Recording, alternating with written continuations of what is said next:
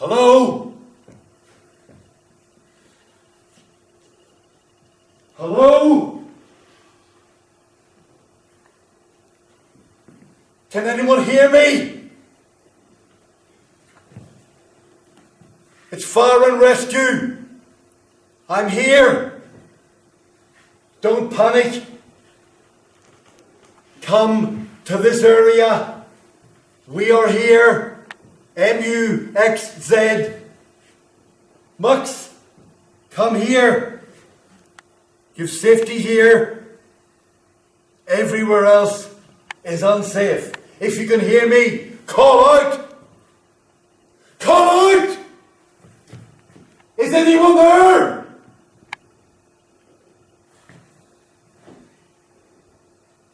Just stay calm. Just stay calm. It'll be fine. Okay. No. It's no one. What a shambles. What a state this place is in. God help us.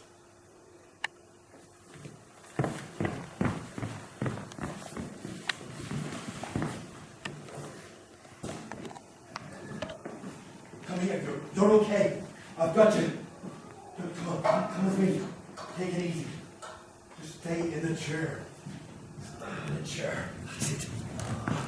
That's it. Okay. Let's see what we can do, kids. Let's see. Oh, it's a mess. It's a shambles. Who are you? I'm fire and rescue. What? I'm paramedic. I'm here to help. You're okay. You're with me. Yeah, buddy. It's a bit of light. Where's my coffee? A bit of light. Coffee. My coffee. Listen, don't worry about the coffee. Do you know what situation you're in? Ah. You're in situation panic. No. Look around you here. No, Martha. The place is gone. Martha should make my coffee. She always makes the coffee. No, first listen, thing you in the don't morning. understand. Get a grip. This is a serious situation. You stay where you're put and you don't move. I know these situations.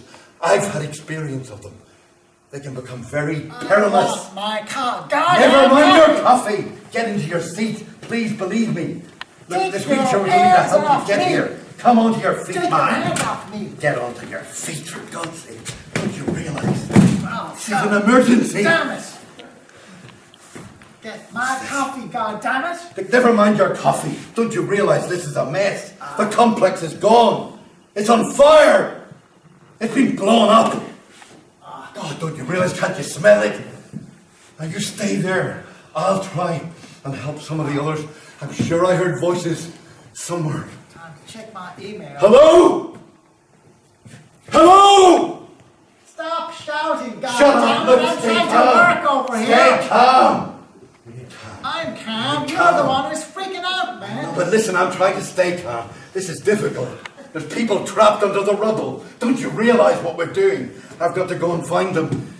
What are you talking about? What are you talking People, about? stay there. I'll be back. Get my coffee! God damn.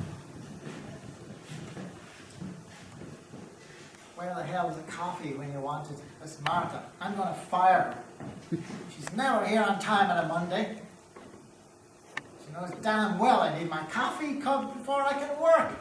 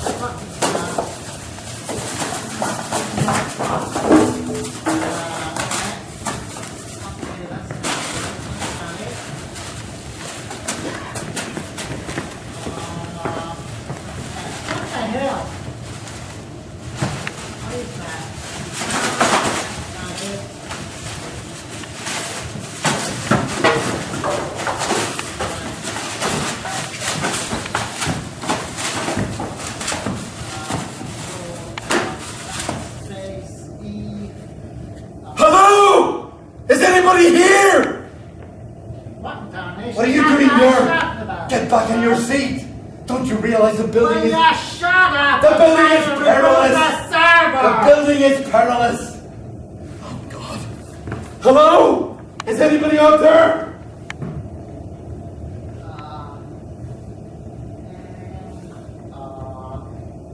Spacebar and enter, and the server should be up.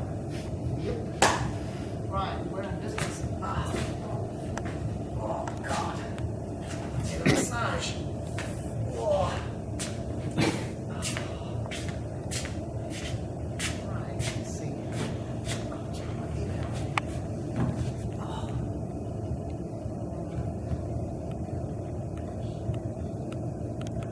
Where's my coffee? God damn it. I lost my glasses. Where are my goddamn glasses? Jesus. Did the cleaners not come in over the weekend? This is like a tip.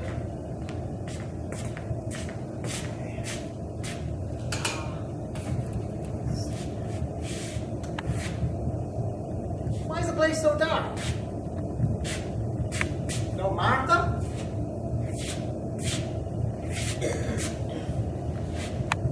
That's strange.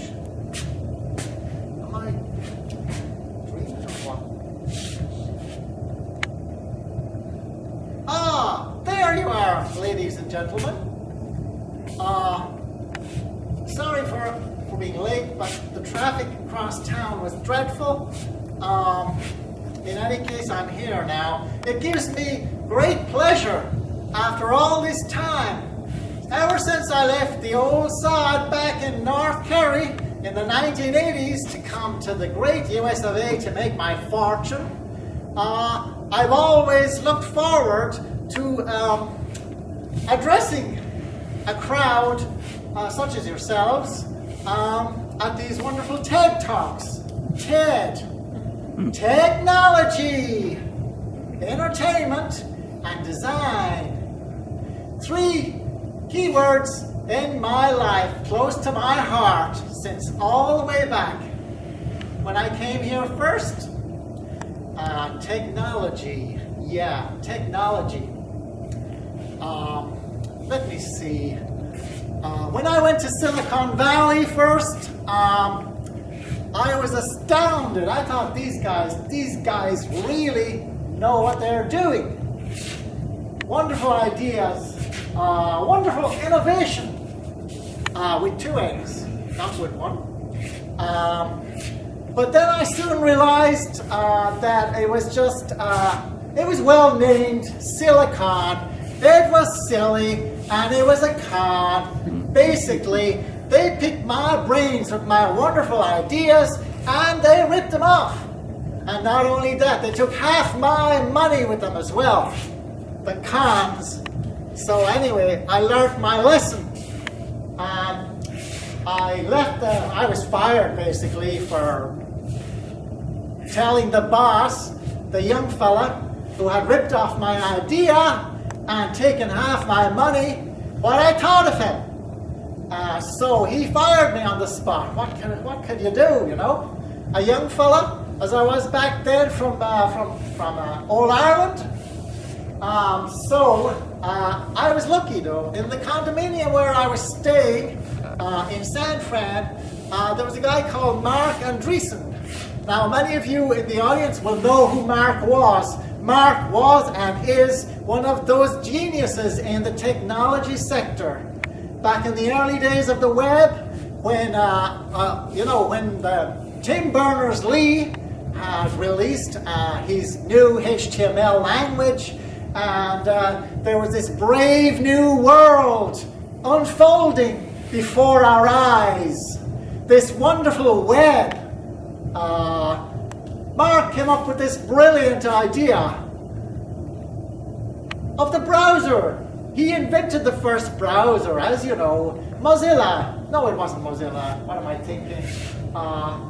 It was something beginning with M, but I can't quite remember. Why don't you remember that?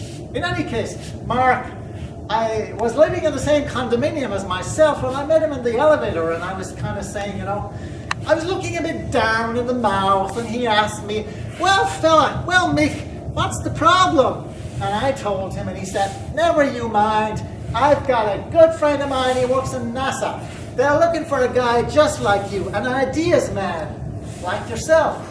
And I said, great. So he gave me the guy's cell phone, and I rang him that afternoon, and he said, yeah, come on over to NASA, and we've got the very thing for you and your ideas. So I hopped on a train, I think. Was it a plane? Anyway, it was some sort of transport, and when I got to NASA, they put me on this really interesting project called the Mars Rover. And basically, first of all, we were looking at putting a man or a woman on Mars. But when we looked at it in greater depth, it seemed it was a little bit crazy, not really feasible at the time. We were not technologically set up for it, if you get my meaning. So we decided against a man or a woman mission to Mars, and instead we opted for the mission without a man or a woman, basically. Unmanned, unwoman, unpersoned mission. And that's where I came in, because they were working on sending the mission because they wanted to see what Mars was like, what the atmosphere was like, and maybe in an ideas man. I was very interested in that sort of thing.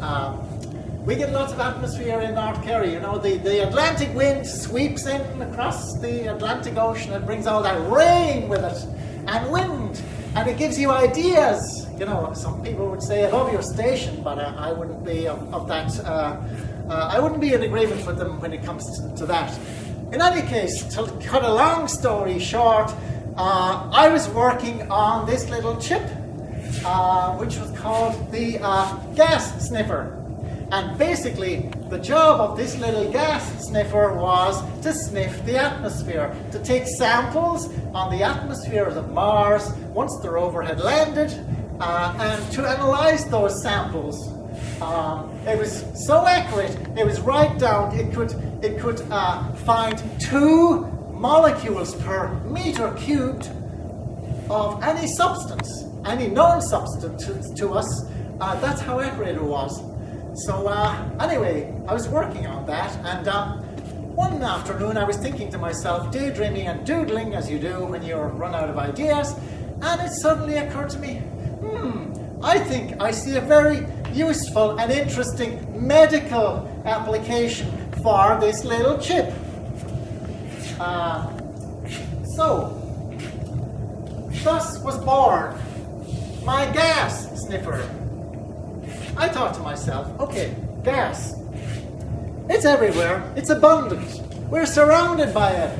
Not only that, we produce our own gas as well. Okay, the ladies in the audience may demur on this point, but believe you me, everybody produces gas. We all fart. Yes? No. People here don't fart. That's fine. In any case, I came up with this little baby here, this little gold baby. Not so little. It was big because basically we put the chip in here, the gas sniffer chip, and we plug it in here in the back pocket near your butt, and when you fart or let wind out, it sniffs the air, and it can tell you, with its accuracy, exactly the constitution of the fart. So then that's uploaded to the server from this little baby here, for example, the smartphone, or whatever gadget you have. If you happen to have even a pacemaker now, they can put the receiver into the pacemaker here in your heart or in your inside pocket. They can take the tablet and get that to do the job, to send the data up to the satellite, and there it gets analyzed. And if it sees anything strange at all, it alerts your medical doctor and say, hey, this guy, he's got a lot of methane in his gas. We reckon he should stop eating beans, for example. or more serious, again, I don't know, I'm not a medical doctor now, but you get the drift, yeah? Yeah. Okay. So anyway, that was a great success because we got this little baby. We got a big medical company, pharmaceutical, medical, multinational interested in it. We signed a contract. I'm under obligation contractually not to reveal who that company is, but all will be revealed next year.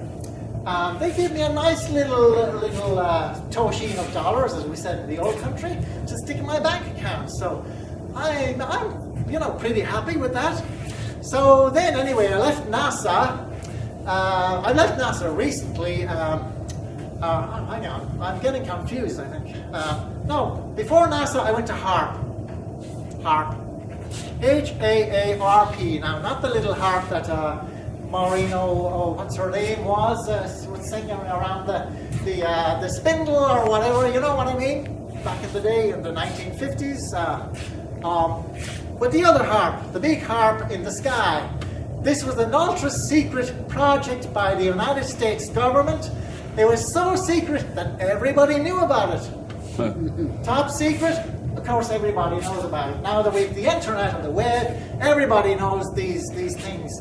And just to let you in on a little secret that maybe many of you are not aware of, all those conspiracy theories out there on the web, just because they're conspiracy theories does not mean that they're not real. In fact, many of them are. But I digress. Let's see, where was I?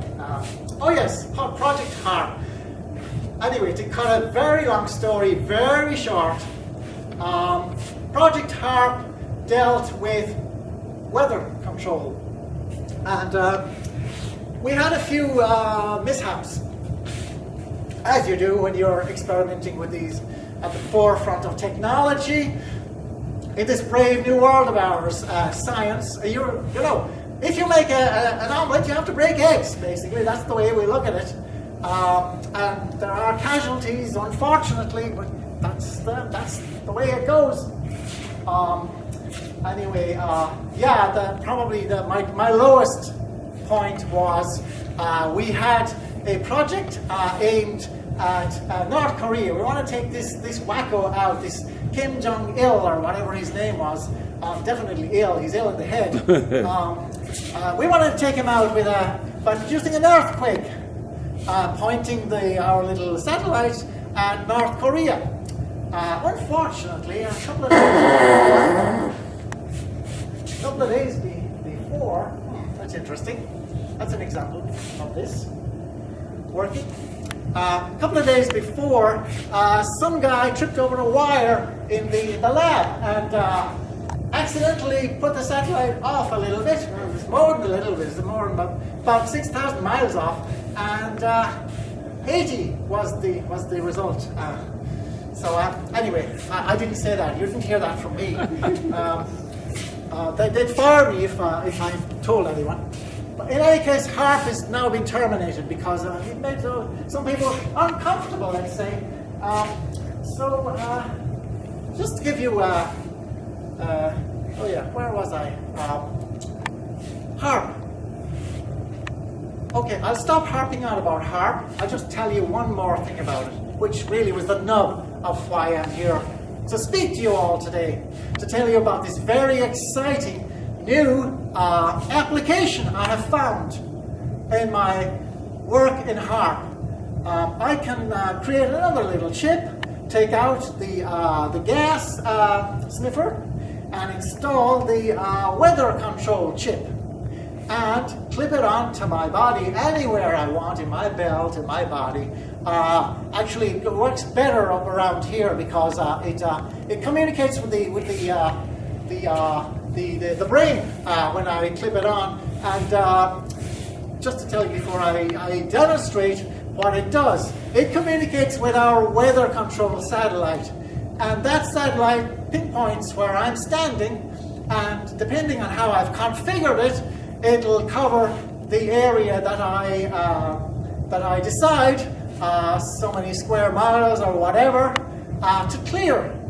So if you look out the window, for example, today, you'll see it's rather dark. It looks like it might rain. So once I clip this on, you'll notice within a couple of minutes, it's very fast, all the clouds will disappear and we'll see the sun. The sun will shine down upon us.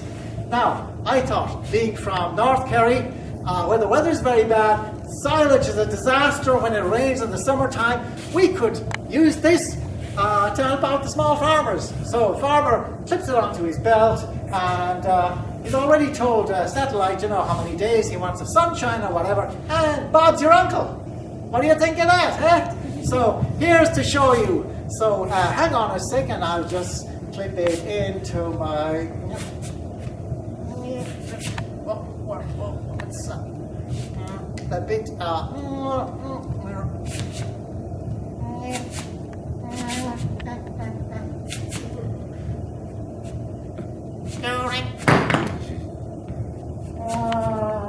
one of these lives.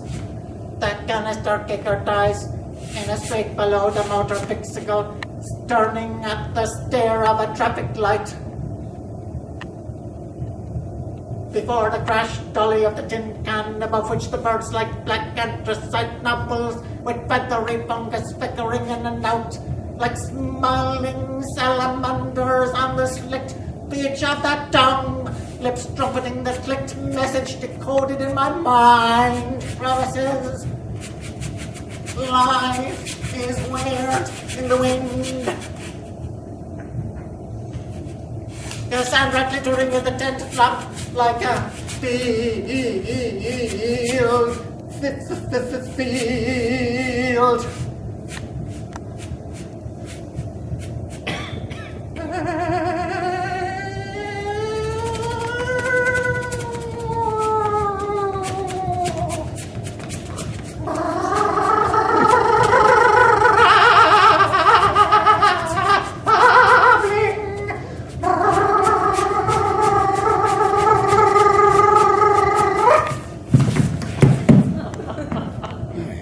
What the heck is going on here? What's he doing? What was that noise? Must be post-traumatic stress. We're all suffering from it. Hey buddy, what are you doing? You're meant to be in your chair. You're meant to be sitting calmly, waiting to be rescued.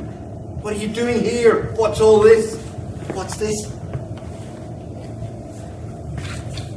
Bloody chip. That's what's doing it. We don't need that stuff. Look, come on. Let me get you back to your chair. Come on. Up you get. Come on. Come on, fella. That's it. Oh, Jesus. Oh.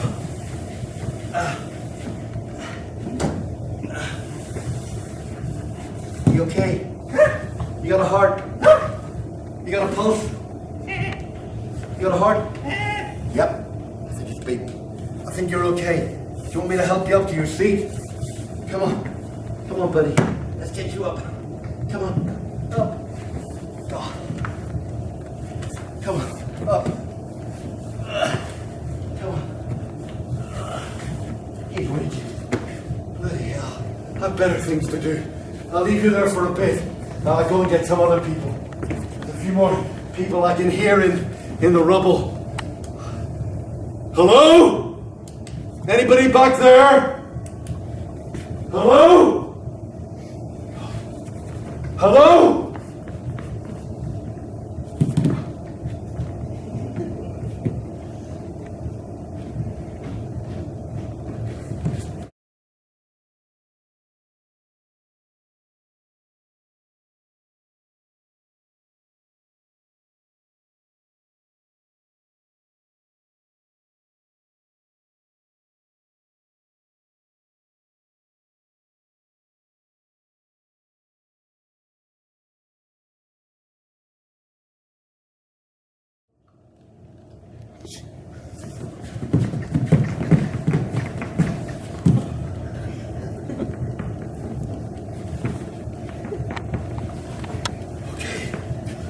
Put you here.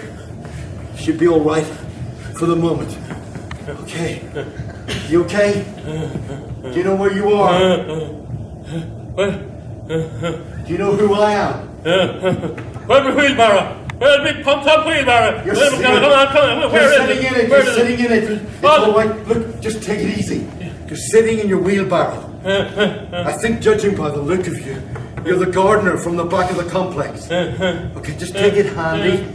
Just stay here. Look, you've got your trial. Look, hold that. Okay, that took away those anything, not the pesticides or whatever. What do I want that? No, of course you don't. Look, I'll leave you here. I'll leave you here in peace. But don't move. Just stay here with your man over here, the computer guy. I'll be back. I've got to look for more survivors. I'll be back. Hello? Can anyone hear me? Hello? Can anyone hear me? Hello? That noise. That terrible noise. That's bad for the plants. Plants are sensitive. Oh, do you know plants are sensitive? They can't take noise. They should have music. Music. Plants are sensitive. They have a nervous system, you know. Yes, they have a nervous system. You know, that 1 cubic inch of earth under the forest has 1 mile of mycelium. Now that mycelium stuff, that's the brain stuff of plants. That's what communicates in the forest. Goes right through to everything. Right through to everything. Communication. You know, even the Prince Charles the Taff, he hugs the trees. Prince Charles the Taff. He puts his arms around the trees, and he's right too, you know. He's okay. He knows well that he gets consolation. Ah, yes. They communicate. Even the Russians knew that. Back in the 60s, that was. They'd attach galvanometers onto the leaves and they put them in the airports. In the airports so that they could tell when the terrorists came in, because plants are sensitive. They're really, really sensitive. You know, the mile of that, you know that mycelium, that's like a football pitch, a full football pitch of a brain. That's there, in the mushrooms, you know, the mycelium in the mushrooms. Do you ever take any? Oh my God, no, I tell you, that's why you get sensitive. The plants. Ah, yes. You know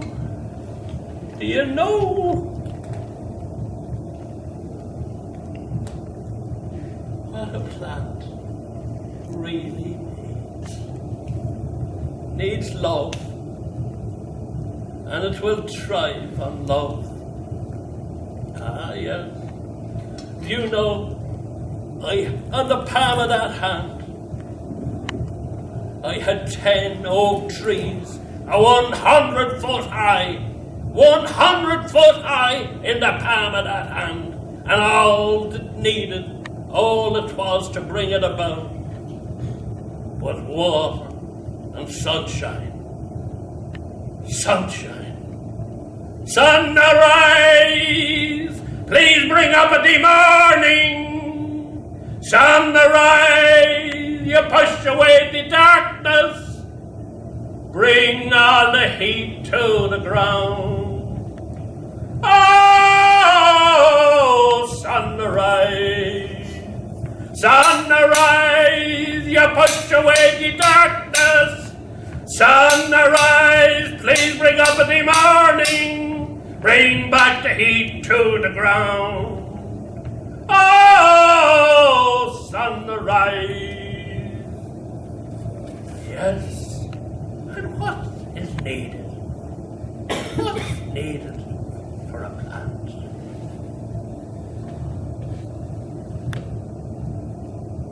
Yes, very little. And the purpose of a plant is to leaf and to flower and to fruit and to fall to the earth, fall down to the earth and rot. Everything on earth rots, everything on earth dies, but it falls and rots for rebirth. Yes, rebirth, painful it is, yes. But back we come. Like earth, so you go around into Taurus, out there in the heavens, spinning around. Taurus, yes, ruled by Venus, yes, sex and food, yes, fixed it is. And then you have Virgo, that's Earth too. Virgo the pernickety, ruled by Mercury, yes, and would fight even with Jupiter, God love, bountiful Jupiter, and to fight with the moon, and to fight with Mars, what is mutable.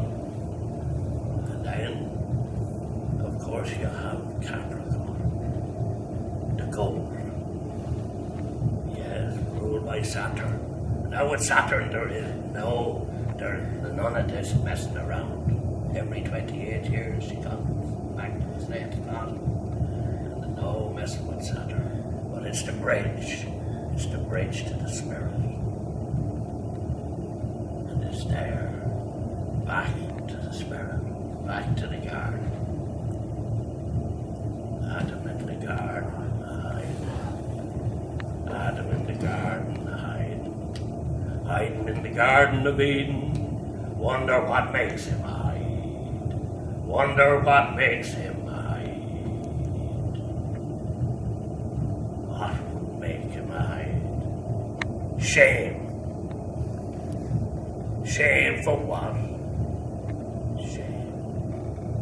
Shame for what's gone on Earth. Earth, in this little country of ours. Look, Earth, remember. Earth never forgets. Earth has memory. In there, you have 1,000 people a day dying with exploded bones from starvation. 1,000 people a day, in spite of the politicians and the priests and the gentry, and they're shipping out food out of this country. Yes. Shipping that out. At the same time, you had the men, the crowbar men. The crowbar men, they came around and they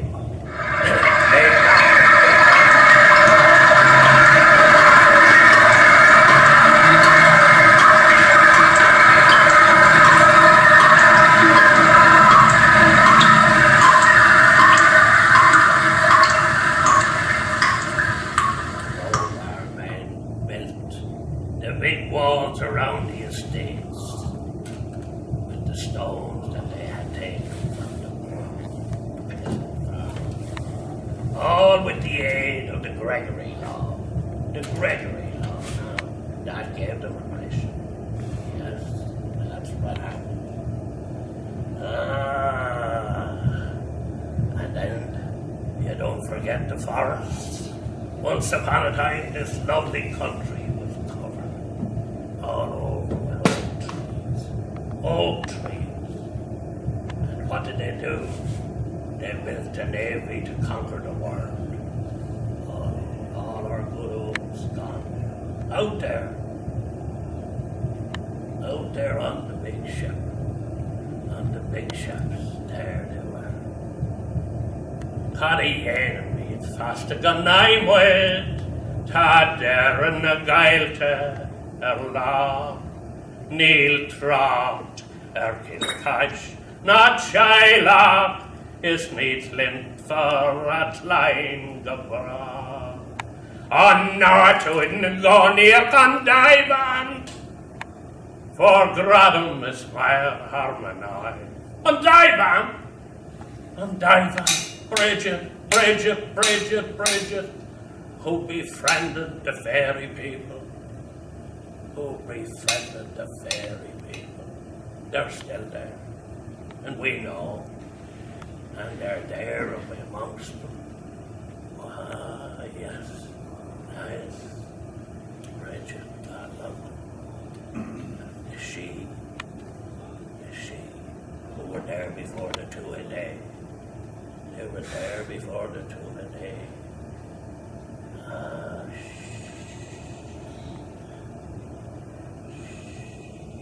there was harmony once. The bees buzzed, the insects.